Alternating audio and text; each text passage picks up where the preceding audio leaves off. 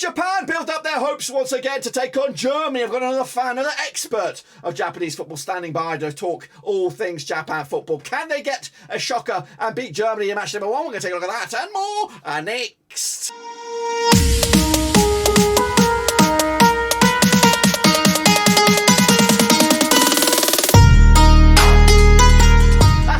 With another World Cup rivals extra time video, that's right, as Japan build up their hopes, taking on the Germans in their opening match. Of course, take a look at all of it in a second. Of course, if you're new, where you've been, smash your subscribe button, bang, all things Rovers related, of course, Germany related, World Cup related. We're going to all hear boys under one roof. Of course, I'll be tipping, of course, Germany for this one, but I don't mind the Japanese. They're, of course, a nice little nation. Of course, hopefully, they can pull a surprise or two in Qatar 2022. But anyway, standing by, of course, we have a Japanese expert. Of course, I do appreciate you coming on the channel, and of course for my small corner of the universe, YouTube universe, tell me where you're calling from, who you are, and of course about your Japanese football knowledge. Hello guys, I'm Batan from Turkey and I am a Japan football expert.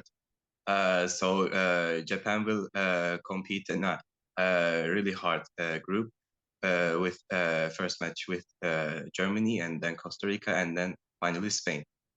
So Japan in eliminations of the World Cup with their coach Moriyasu. Sometimes they lost a few easy points in their group, so Japanese football fans had a really question marks on their heads about the World Cup situation. So they the call-up players are really good, I can say, or really potential with mix of potential players and experienced players like Yuta Nagatomo and Kaoru Mitoma. Also, their group is a bit hard, but Japanese people are proud of their country and they really want to watch the matches. But sometimes I can, as I told, that they have question marks about Moriyasu and some few players couldn't have called up to the World Cup, like Kyogo Furashi, Reo Hatate from Celtic, also few players who have had good performance in their leagues, but they couldn't call up. Also on the World Cup squad, Yuto Nakayama, who is a left back of or left centre back on Huddersfield Town, England.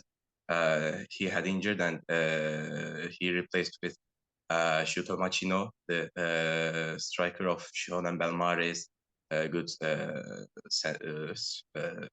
forward. Also, there are a few question marks about defenders, because I can say Germany and Spain have good attackers and attack organizations. So we want to wait to World Cup. There are a few days.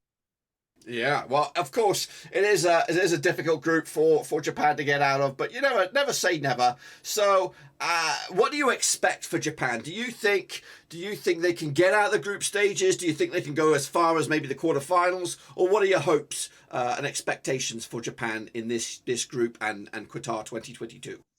Oh, I see. I I always want to Japan promote from their group. And also Japan couldn't never qualified from quarterfinals. They always eliminated on round of 16. But I hope that Japan can qualify from their group and from round of 16 and can qualify for their first time on their quarterfinals. Yeah, well, let's hope. It's going to be a tough group, tough route. So if there's one player in the Japanese team that's going to get us off our seats with excitement, who's the guy that's going to dazzle us in Qatar? I cannot say a name because my favorite or my potential player, I can say that one of the biggest potential player is Kyogo Furashi, but he couldn't call up. Or maybe Daichi Kamada or Kaoru Mitoma, because they play. They are playing on a really good season with their beautiful stats. So that's like that. I can say Kalmitama or Daichi Kamada. Okay. And of course, we talked briefly Germany at first. What worries you about Germany? What's the main things that scare you about Germany? Germany. I can say that I do not scare from Germany because previous World Cup they couldn't qualify from their group. I'm a bit of scared from Spain, I can say, or maybe Costa Rica because they're really.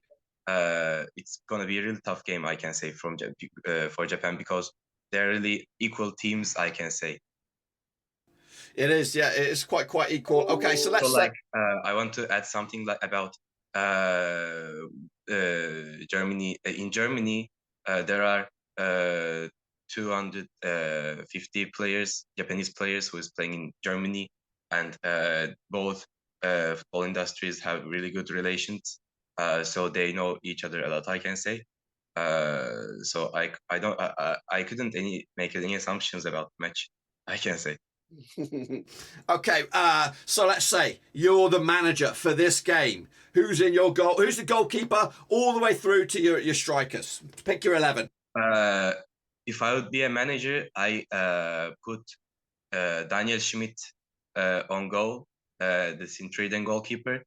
But I can say maybe I can put, especially I can put Daichi Kamada on number 10. And the rest of the team would be the experienced players. That's the thing. Okay, all right. So there's 2 games in your group. Of course, Costa Rica taking on Spain. What do you think's going to happen, or what do you want to happen in that match?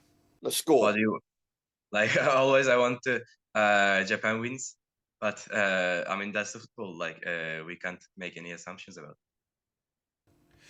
I can say. Okay, and if you were to predict for the German game, you do you have a score in mind for that one? Like, what are your hopes? What are you hoping?